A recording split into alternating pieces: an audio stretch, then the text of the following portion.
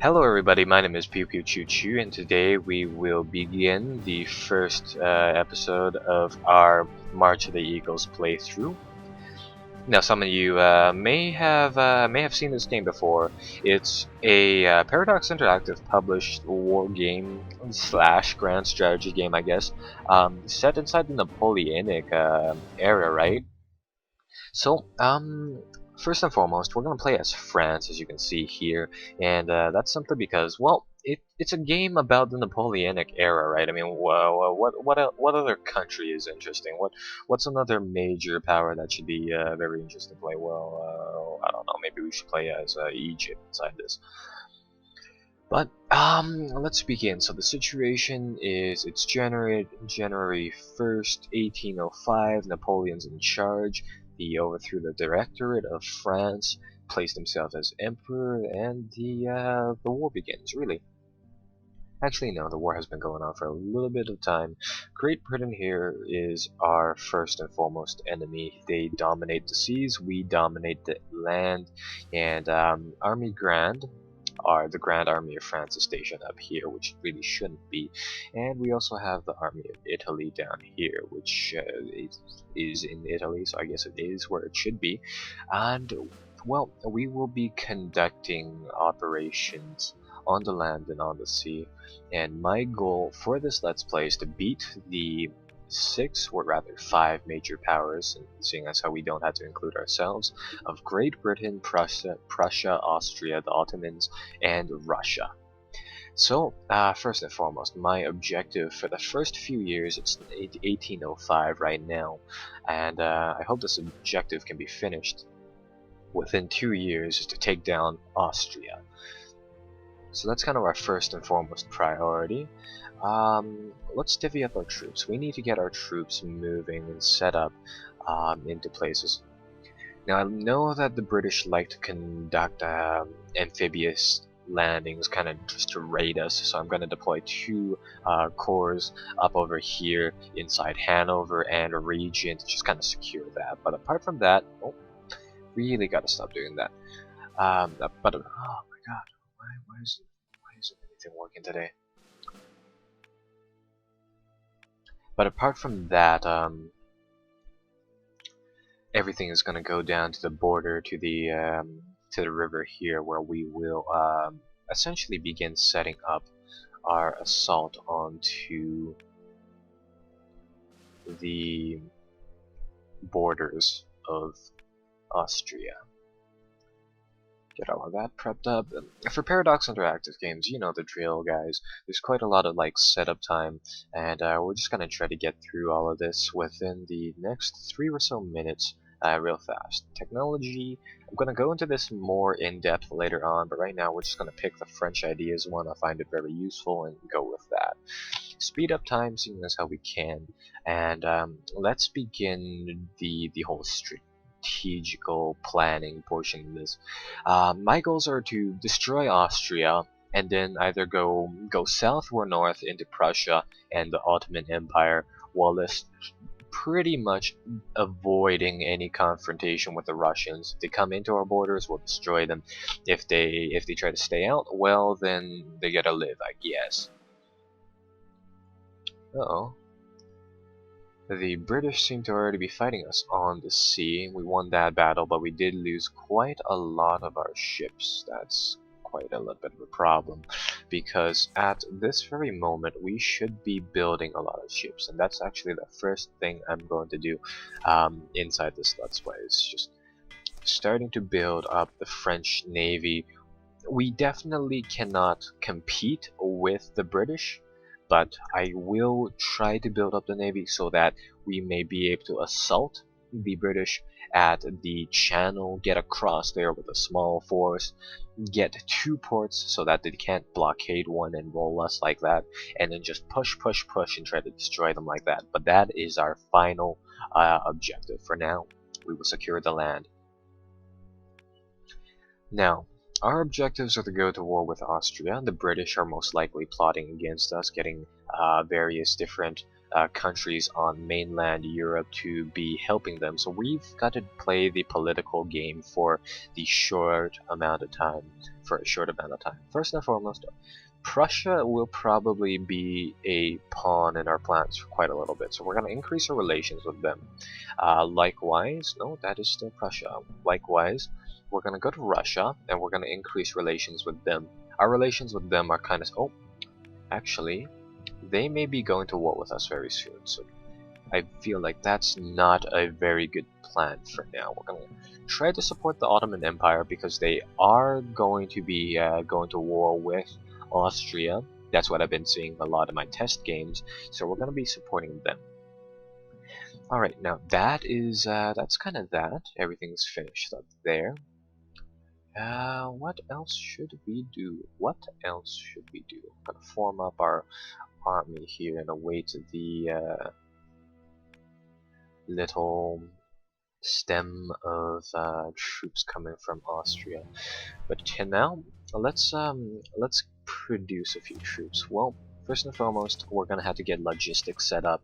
It's very important that we have a continuous source of supplies coming in and out of the front, so we're going to build some supply brigades. These are purely non-combatant units. They stay in the reserve, they supply our troops, and I believe what just happened, let me pause the game, is our first major victory against the British. Told you the British is going to try a landing here sometime later. So we lost 2,000 people, we killed 18,000 of the British landing fleet. I'm not sure where the rest of their fleet went, but the point is that we got them good. And down here, there's a little list of the battle of what happened during the battle, which is, I think this is really cool. It puts a lot of insight into what actually happened during these battles, and that is really nice. Alright, now that is done. We need to form up a army inside the south. So let's do that now. How I build these armies is that we kind of have to stack up various different units and then judge them really based on their attack and defense skill, their movement, and their shock, as well as their frontage. Most of that is self-explanatory. Frontage is simply the idea of how many troops you can cram onto the battlefield at one time. So if you have like 50,000 units and only 1,000 of them can go onto the line at one time, it's not a very big use. So with that being said, it's gonna be didn't want to get that. It's going to be very important to kind of balance out our troops and have really solid fronts. Typically, what I think I'm going to go here with is just 2 artillery batteries at first, 1 infantry brigade in the back, and then we're going to get a lot of heavy cavalry for that devastating shock. And we're going to get the cuirassiers, which I believe are melee infantry. They have like little cape things, and that might be like hussars. I played a lot of Empire Total War before I got started on this, so that's been pretty fun, I suppose. We're going to build 1 corps there, and that's going to support the army inside Italy. We're going to build another corps somewhere. Oh no, actually, let's build 2 corps in support of the Italian War, seeing as how that is the weaker frontier. Standard stuff: 4 artillery, 4 cavalry. So there's 1 front. There's left, right, and center. There are 3 fronts. Left, right, and center, I should say, and there's also the reserve, which are committed to whichever front is either winning or losing the most. So, don't want guard infantry, we want regular infantry for all of these brigades, and that pretty much seals the deal for that. What else can we build? Well, we're gonna build a light brigade simply for the sake of raiding the enemy, right? So we're gonna build that over there, and now that should complete our war measures for now. Oh yes, and we should probably fortify the island right here, And the reason I'm gonna do that is because Corsica, this island is called Corsica. It was the it was the birthplace of Napoleon, I believe. It's a very small island. Inside this game, it's very hard to protect early game simply because the British have they form a coalition against us, which is pretty much an alliance dedicated to defeating our coalition. We're pretty much just France, really. And the hard part is that this island typically gets rolled really fast. It's not that valuable, I believe, but still, for the namesake, being the birthplace of Napoleon, I still kind of want to keep it, right? So we're going to kind of do that. Second thing we'll be doing is monitoring Austria very carefully. If the Austrians go to war with the Ottoman Empire, we're going to wait 2 months and then attack. That's just simple, plain and simple. Oh, this is rather strange. The Great Britain has disbanded their coalition and has formed it again. Whoa! Yeah, there we go. There's the little army meant to conquer Corsica. Sadly, we can't stop that at the moment. That's rather disappointing. The only thing that we can do is kind of absorb the loss and really just kind of wait it out.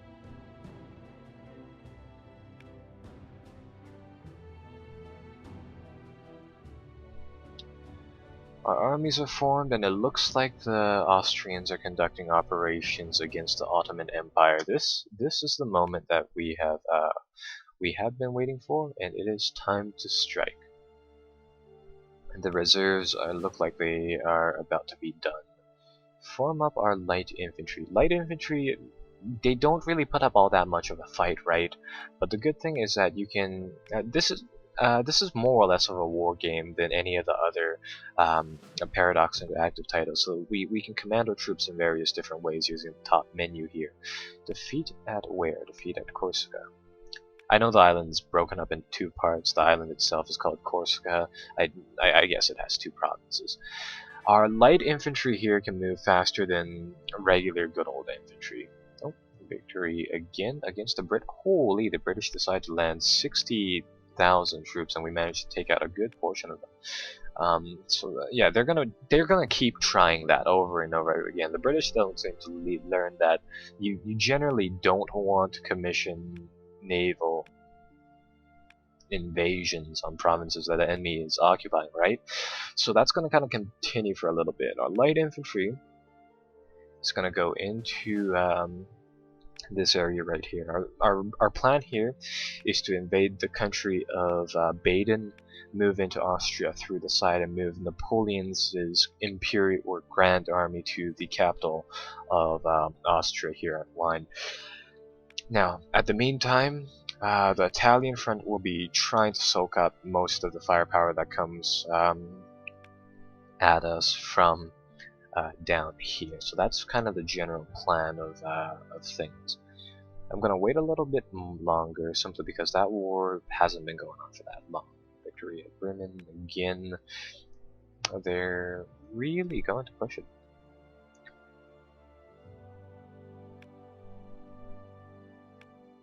And we're actually gaining commander traits, which are kind of like the traits in Hearts of Iron 3, right?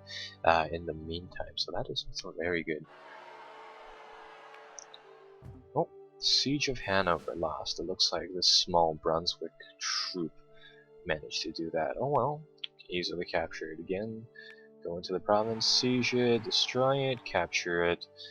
Split our army into 2 with this one button. Use 1 to go over there, 1 to destroy the remaining little bit of the British troops with the British landing force. The other army will split, garrison the coastline again, and that should be all nice and secure.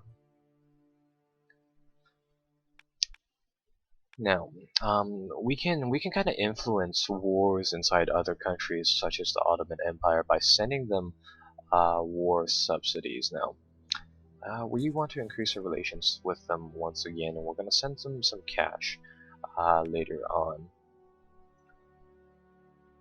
For now, the capital of these guys should be sieged. Yes, it is. That should be all fine and dandy, and we're gonna roll them in a second. But for now, let's see. Rest of these troops are forming up. Rest of these troops are forming up. Ooh, and the Austrians are at war with almost all of their neighbors. Are they at war with the Russians as well? I see a little bit of a green here as well. Who are they at war? Ottomans, Volchia, and Moldova over here. So they're engaged heavily on the southern front. This is a perfect opportunity to go to war with Austria. So let's save this as LP1. Hopefully my game doesn't crash. Nope. I don't know why. Fraps and Crusader Kings didn't like each other very much. I guess they fixed that problem now. But well, we will declare war with Austria. Austria, we are at war with them, and the Holy Roman Empire, which I believe is like a small province right here and a small province right here, right? So, beginning moves against them. Send one of our armies there, declare war on Baden, which is guaranteed by Austria, so it doesn't do all that much in terms of losing the thing for us. We're gonna get our light infantry to sneak up, go into Salzburg. Napoleon's were rather reserved. The cavalry will go to Innsbruck and siege there. Are those the only two countries? Yeah, those are the only two people over there. 6th Corps will follow them in, go to Passau, and let's see, 3rd Corps is gonna have to siege that, or 3rd Corps is gonna siege that town, and the rest of the troops will be moving forward like such. Oh, we should probably attach our supplies, our supply trains, first and foremost, to our armies. And Napoleon's Grand Army is heading straight to the heart over there. So that's going to conduct up. Oh, forgot to slow down the time, but that's alright. So they're going to conduct operations like that. The rest of our troops should move up, take all of this land for ourselves. Assault that castle, assault that castle, that'll conquer them, and just absolutely demolish those two places.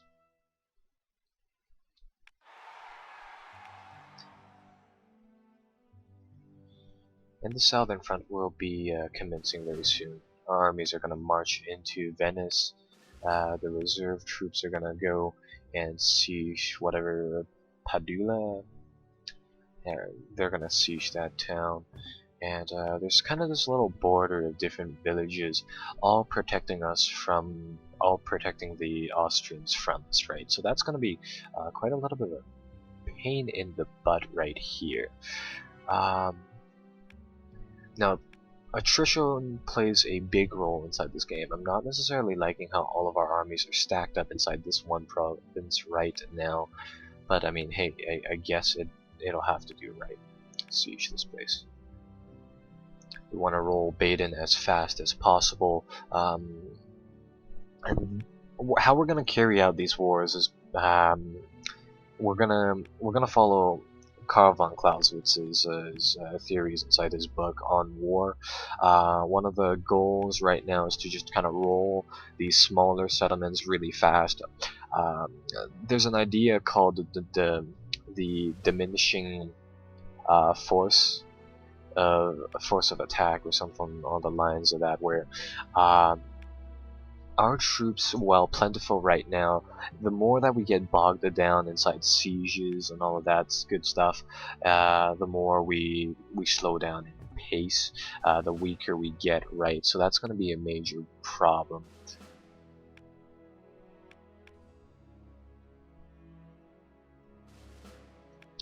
So we have to kind of relieve that by taking out these places very close to our border really fast. That's where we're strongest. We're gonna make the investment of putting lives down right there, so that later on we may be able to invade a little bit faster. Gonna siege this province as well. Gotta be taking these provinces. Gotta be taking them with lightning speed. Innsbruck was secured by our cavalry squads, or our cavalry reserve, which doesn't really do much, so I just decided to just kind of move them somewhere else.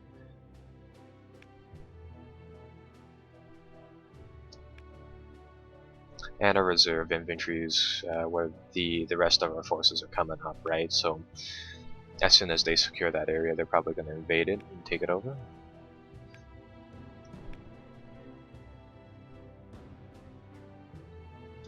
How's the war front looking? At this point, it looks like everything's going smooth on the